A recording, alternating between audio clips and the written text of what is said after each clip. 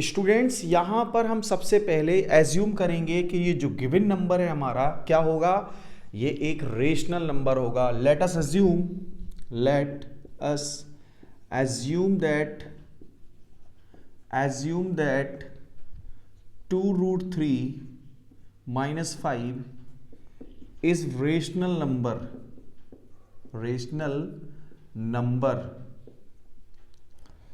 in the form of P upon Q, where P and Q are what type of number? They are the co-prime integers।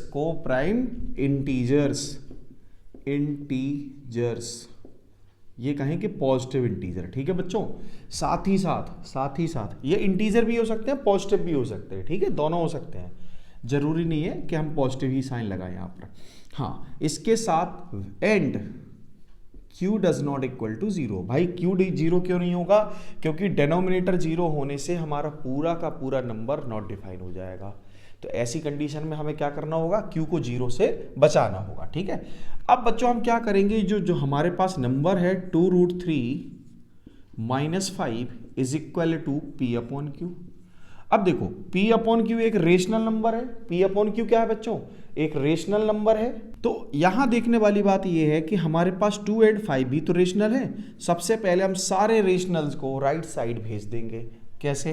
देखो ये जो 5 है minus का, ये P upon Q के साथ add हो जाएगा, ठीक है।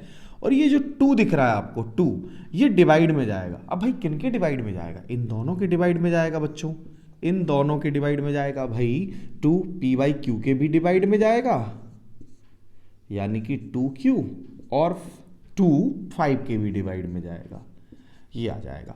तो अब यहां बात आ गई कि देखो P अपॉन Q एक रेशनल नंबर था, 2 भी एक रेशनल नंबर था, 5 अपॉन 2 भी एक रेशनल नंबर है। तो बच्चों दो रेशनल नंबर का सम भी क्या होगा? एक रेशनल नंबर ही होगा, है ना। ये दो रेशनल नंबर का सम एक रेशनल नंबर होगा। तो इसका मतलब हो गया, नाउ वी ऑब्जर्व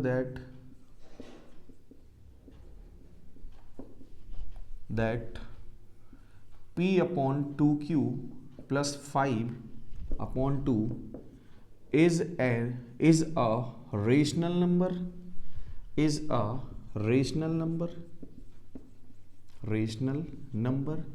so भाई 2 के इक्वल कौन होता है? 2 ही होता है ना। 4 के इक्वल कौन होता है? 4। 5 के इक्वल कौन होगा? 5। अगर ये 5 रेशनल है तो उसके इक्वल में भी तो रेशनल ही होगा।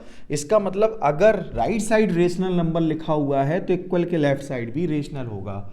So √3 is also rational number, but we know that भाई हम क्या जानते हैं? हम जानते हैं कि √3 एक रेशनल नंबर है। It is non terminating non recurring number. अगर ये non terminating non recurring number है तो ये तो क्या है? इरेशनल है। और अभी हम क्या कह रहे हैं इसको? रेशनल। भाई हम तो जानते हैं, but we know that √3 is an irrational number. ये भाई हमको कई बार मिला है, इरेशनल के फॉर्म में ही मिला है, हमको तो पता है, ठीक है। अब जब हमको पता है कि ये रेशनल नहीं इरेशनल है और ये रेशनल नंबर के इक्वल में आ गया है, तो यहां तक कॉन्ट्राडिक्शन हो गया। सो दिस स्टेटमेंट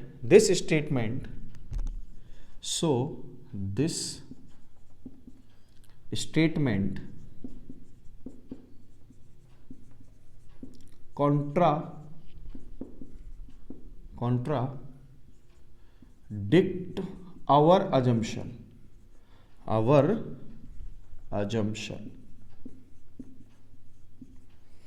अच्छा, इसने हमारे अजम्पशन को ही कॉन्ट्राडिक्ट कर दिया, मतलब विरोध कर दिया उसका, है ना। साफ साफ उसके अपोज में खड़ा हो गया। भाई सुनो, ये रेशनल नंबर है नहीं है, ये रेशनल हो सकता है लेकिन ये रेशनल नहीं है।